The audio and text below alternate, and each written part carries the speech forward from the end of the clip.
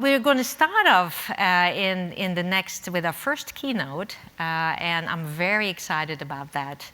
Tang, who is the head of marketing of WITS Worldwide and also co-founder of Women in Big Data, one of our sister organizations, will be in discussion with Ellen Pao.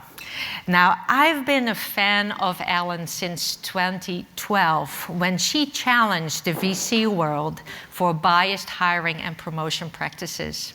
Then she became CEO of Reddit, and I followed her then. And then she started this amazing organization, a nonprofit called Project Include. She also wrote a wonderful book called Reset. I have a copy of that here. And for that one person in the audience who found a ticket with the word reset on it, that book is yours. So who was that? Okay, great. Well, you can come and pick it up for me at the coffee break. But without any further ado, Tina and Ellen, please come onto the podium for a wonderful fireside chat, and I can't wait. Thanks very much. Ellen, I wanted to start with the topic of intersectional discrimination. Your discrimination lawsuit that was filed against the venture capital firm Kleiner Perkins attracted a lot of attention. And you refused to settle and insisted on a very public trial that exposed the firm's toxic workplace. Anyone been there? Yeah. As well as the inherent unfairness of our legal system, ultimately leading to greater awareness for diversity, equity, and inclusion. Many of us in this community, maybe here, have our own stories of discrimination, bias, harassment, and gender-based unfairness. Many of us, like me, see you as a role model and a real hero. Would your lawsuit today have had a different outcome? In other words, has anything changed? Well, first, thank you so much for having me. It's exciting to be here. And I think I'm still standing. So that's one of the things I'm very excited about, to be able to talk to people about my experience. I think things are different. I think it's hard right now in this kind of media frenzy around the anti-DEI movement to sometimes get the context of where we are. But when I sued in 2012, I was attacked. I felt like there was no support for what I was trying to share, and people called me a liar. They said I was crazy. Somebody actually wrote a whole op-ed about me being crazy. There was an article in the New York Times that talked about, that interviewed somebody who'd written a book about the Silicon Valley boys, and he said, I've never heard about this, so I'm skeptical. And I think now when people talk about or share their experiences, it is much more widely accepted. I think there is an understanding that there is a lot of bias, and it's not just gender, it's race, it's sexual orientation, it's xenophobia, it's transphobia. There's all sorts of discrimination that's baked into our industry and into business in general, and that has changed. Like, that attitude of being more aware of what's actually happening is a huge change. And when you read the surveys, like people coming out of school into jobs for the first time, 75% of them want to work at a company that's diverse and inclusive. There's an understanding that that's something that's better for a company, it's better for your own experience. Even if you're a white man, you're interested in diversity and inclusion in the workplace. And that is a huge change from 10, 12 years ago. So the culture has progressed, and do you think that victims of discrimination and bias and harassment are more believed? I think they are more generally believed. I think there's still a lot of institutional there's a lot of institutional structures oriented around disbelieving and pushing that person out and not getting a day in court, not being able to win in court. I think there's still a lot of structural opposition to this idea that these workplaces are not fair and equitable. What struck me about the trial, in the book, you talked about how much money plays a role in these outcomes, which I never really thought about, thinking, oh, it's fair, it's a judicial system, but it's not fair. It was unreal, the amount of money, the size of the team. I think there were at least 20 names that I saw who were working on the Kleiner side. I had, I think, maybe 3 people and one paralegal. So a total of 4 who were working on it, really. And you could tell the difference. Like the discovery process was really weighted towards them. They had resources. They had like teams, I think, in India who were going through all my emails and everything. And then there's just such a disparity. They had, PR. Somebody estimated that they were spending millions and millions on PR. They had 4 people in the courtroom every day working all the press. So it's a very unbalanced experience. They were able to get all the transcripts. We couldn't afford the transcripts. My lawyers were working, like I couldn't afford to have a lawyer working hourly, so I switched to a contingency-based lawyer. And they, it's different for them because they're not getting paid until you have an outcome. So it's a very, so you're pushed into, settling and ending this long, protracted, expensive process. Right. And the other side is pushing for that, like dragging it out as long as possible, throwing stuff at you that's going to take time and money to resolve. So that's a strategy, right, that they have to make you hurt financially. Yeah, lots of process, lots of time. Do you feel that being Asian had any part in the way you were treated? Oh, it had a lot. When I started, one of the things I heard was that, they wanted to hire an Asian woman because they were subservient and more compliant. So that was kind of the stereotype and the assumption going into this hiring process. And they were actually quite wrong. So I think they've changed the view now, but.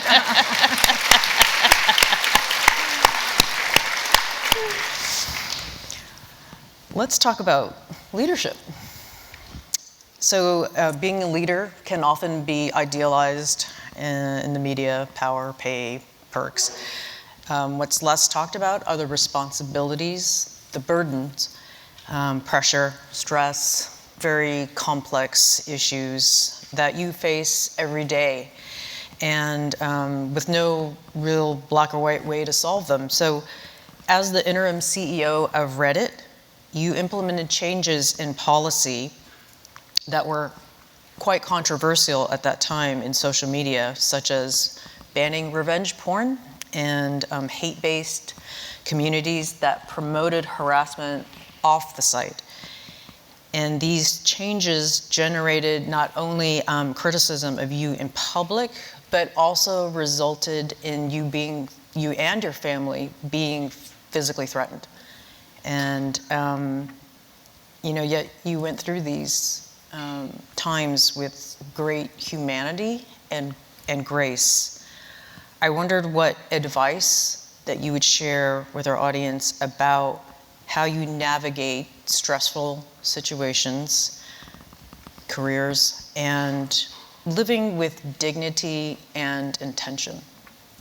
I think one of the things we talked about was kind of this concept of centering yourself and really knowing who you are, taking the time to meditate, to kind of center around your values and your beliefs. There's just so much noise around in Silicon Valley, in tech, in the data area in particular now, with everything that's going on with all of these AI companies, but just understanding what are your own values, where does your integrity live, and knowing what's right and what's wrong, and not letting the trend of the day or this is how it's always been done kind of dictate what you believe. You're not always going to be able to do what you believe, but understanding the difference between what you're doing and what you believe and having that clarity is really important to hold on to who you are and what you believe. So throughout this trial and throughout my time at Reddit, like, I knew these changes were right.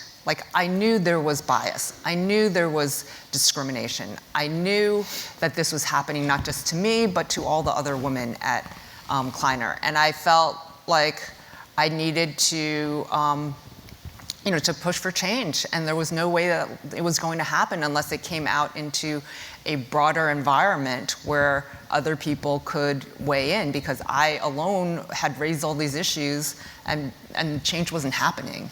And then again, at Reddit, everybody allowed, unauthorized nude photos. Everybody allowed revenge porn. And, I knew that was wrong. Like, you look back today, 10 years later, and it's like, how is it allowed? It makes no sense. So you have to kind of think about what actually makes sense, not what's actually happening. Right. In your book, you had advice for hitting reset. And there were 8 points of advice. I wondered if we could talk a little bit about that, especially number 6. Okay, I have them written down because I can't remember them. I'll read the list. Understand your context, find your team, like your tribe, like us, okay?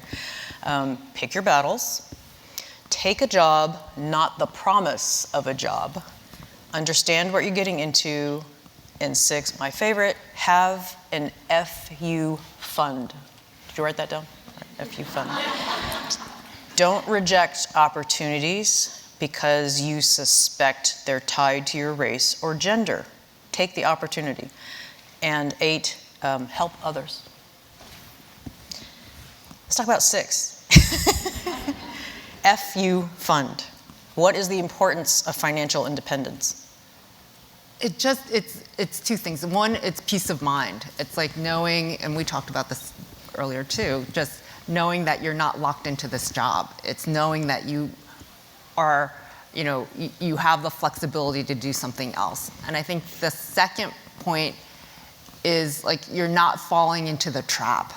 And I think there is a trap of wearing, the right clothes, having that handbag, going on vacation. And I think, Instagram and all of these social media apps kind of reinforce it. It's all these, getting the right jewelry, having the right shoes, getting the most, exclusive car, whatever. All of it is a trap to keep you locked into working as hard as you can to get these items that don't actually bring joy, and lock you into a job that you may not really want, right? It gives you kind of the sense that you're locked in and keeps you from maybe speaking up. It keeps you maybe from trying new things in a way that that's a trap. So really giving yourself this option, this flexibility. I could not have sued if I had spent all my money, right? I had a lifestyle where I was saving a lot. I had a lot in savings, and I knew that if I got fired, I knew that I could live off my savings for a long time, and I could afford to hire this lawyer. It was a privilege that I was able to do that, and I know a lot of people can't, and that also pushed me to sue, because I knew that I was in a position where I could afford it financially. I could afford to get fired. Like, going into it, I knew I was going to get fired, and it was very, still, like, it gave me like this freedom to take this big step, and it also gave me kind of this freedom at any point within my time going through all of the things I went through. I knew I could leave at any point. And my mom also said I could move home. So that was also, like, having that safety net is actually huge. And it is. Right? I didn't want to, and I didn't have to, which was nice. But it was nice knowing, like, there was no point that I was going to be without a home. There was no point where I was not going to be able to eat. There was no point where, I would have to change, my lifestyle dramatically, where I wouldn't be able to afford to, because I didn't have this dramatic lifestyle. Right, thank you. Thanks for sharing that. And I think that's important advice on in order to have that freedom and flexibility, and not just in your career, but your relationships, maybe, you know, from your family or from your significant other, it's important to have independence. Yeah, and I think I think this is such a great opportunity to meet other people who are doing data science, like who are women and who are sharing your experiences and who can become a support network for you. I think, you know, I hope every single one of you finds 2 people and the 3 of you meet once a month just to talk about what you're going through, to share advice, to just be able to vent. But, you know, this is a huge group, but it is a small fraction of the industry, and it is hard. It gets harder as you move up, and it can be very lonely if you're the only. And if you don't have other people within your work environment, it's great to have other people outside your work environment who can be your support, who have had the same experiences, and who can really empathize. Right, thank you. I'd like to talk about your career path now. Your journey has been impressive, expansive, and inspiring. Beyond the titles and degrees, the thing about you that made the strongest impression on me was your ability to transcend hardship, unimaginable hardship, and find grace. How did you do it? I think it was hardship, but you read stories about people who are going through much worse. Mm-hmm. And they thrive and they get through it. And I think the part is really thinking about things one day at a time, thinking about being grateful for the things that you do have. You know, I have, you know, I had food. I could eat out. I you know, lived in the city, and I could continue to live in the city. So it was, you know, I had many things. I had my family. I had a support network of awesome friends. You know, just thinking about what you do have instead of what you don't have is really important, and that was something that really helped me. And also just knowing I have this freedom to live my values, and a lot of people don't. You know, a lot of people are kind of locked into their job. They have family to support, or they have immigration issues, or they, you know, there are so many people who do get locked in for other reasons, and I had the freedom where I didn't have to. I think just knowing who you are, knowing what my values were, knowing that what I was doing was going to be good for the world, and that was meaningful to me, was what drove me. You talked about compartmentalizing in your memoir. Could you just describe that technique?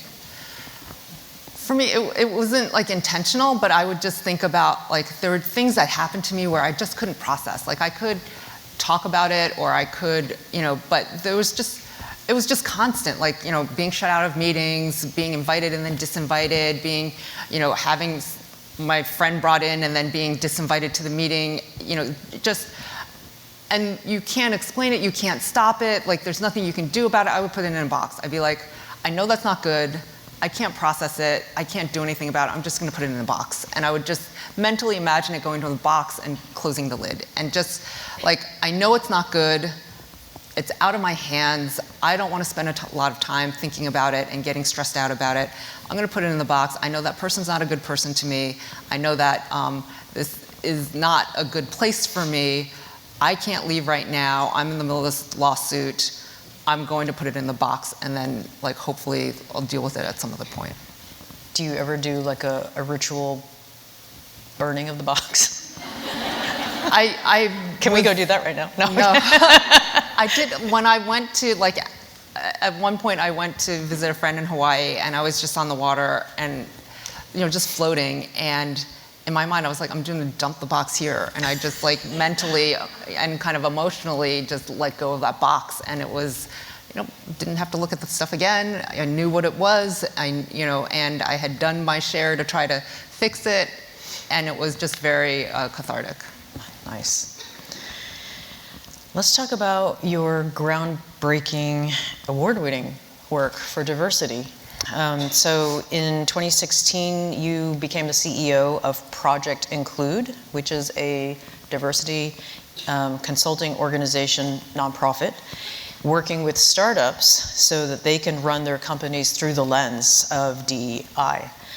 And recently, as we mentioned before, and maybe some of you have read about anti-DEI sentiments and even laws that were passed in some states. What actions do you recommend that we here in the audience can take to make a difference and keep the movement going? It is a movement. We are the movement. I think it's kind of going back to like those 8 rules of... Number 6? Number 1. Go back to number 1. Just understand the context. So we have made a lot of progress. And this idea that, DEI is dead, it's like some people wish it were, but it's not. Like, people want to go to diverse and inclusive companies, and companies know that. A lot of companies are still, they still have DEI teams. They may move them and make them into more of a culture team, but it's still happening. One of the startups that I've invested in has a client who is a mid-sized private equity firm that is using their services to measure all the diversity and sentiment at all of their portfolio companies. So it's an investing firm that is actually going through to pay for startups to measure their diversity and to work on it. So it is alive and well, and it is spreading. I think most people understand that diversity and inclusion is good for the business. It's not just good for making your employees happy, but it also results in better decisions, better outcomes, better financial performance, more retention, better hiring. So it's a core to running a great business. So I think it will continue to see DEI in different forms in all of these companies. I think being a part of it is important, not just because it helps you, but because it helps others, but also because it helps your company. And it's going to be something that people eventually recognize as a value to the work that you're doing, and eventually people are starting to reward it more. People who are on employee resource groups are now starting to get paid for their time or given leadership opportunities, being recognized for the work that they're doing. It's evolving. It's slow, and I wish it were faster, and sometimes you take a step backwards. These companies that are kind of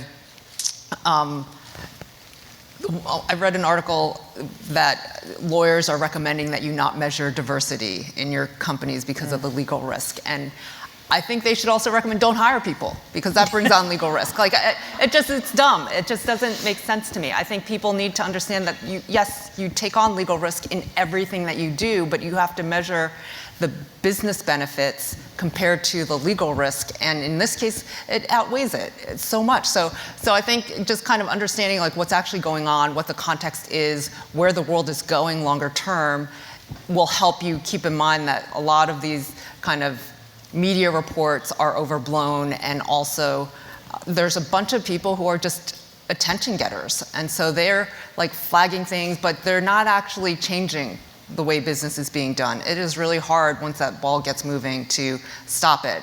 It's why it's hard to get this change in, but now that, but it's also hard to remove some of these changes.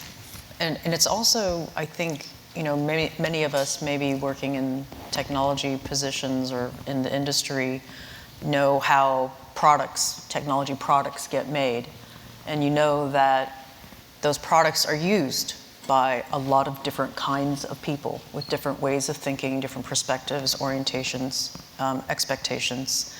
And without a diverse developer, data science, product team, you won't get that result. You can't fake that. And you won't have you won't have as wide of a customer base. You won't have as many sales. That's right. You'll have more problems. You'll have worse customer experiences. I think people are starting to recognize that, and they want to tap into a broader market. The U.S. is going to be majority people from different racial backgrounds in a short amount of time. And if you want to reach all of those customers, then you need to have people on your team who can bring those perspectives. Right. So I would like to thank you for speaking with us and for sharing, from your heart, really. And yeah, thank you so much, Ellen. Yeah, thank you for having me. Thank you.